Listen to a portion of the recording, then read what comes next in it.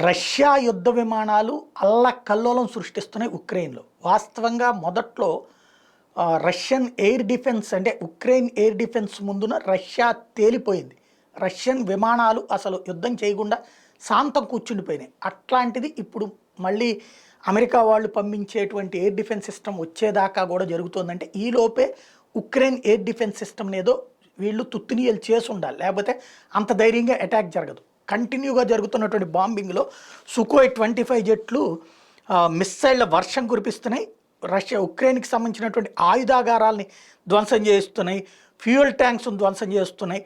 మిస్సైళ్లతో పాటుగా laser guided బాంబ్స్ను కూడా వాడుతూ ఉంది రష్యా.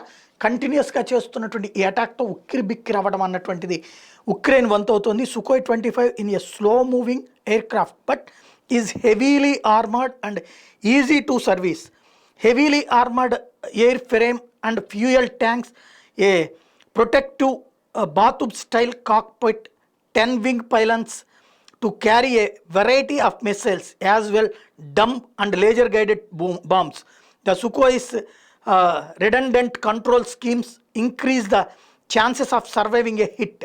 ఇది ఇక్కడ అంతర్జాతీయ మీడియా ప్రొజెక్ట్ చేస్తోంది. అయితే స్లోగా కదిలే ఆబ్జెక్ట్ అంటే ఈజీగా డిస్ట్రాయ్ చేయగలిగేటువంటి హ్యాండ్ మేడ్ మిస్సైల్స్ ఇదివరకు ఉక్రెయిన్ దగ్గర ఉన్నాయి. ఇవి ఇప్పుడు అవి మిస్ అయిపోయినాయా లేదా అవి ఆపరేట్ చేసే వాళ్ళని రష్యా చంపేసిందా ఏంటనేది తేలాల్సి ఉంది.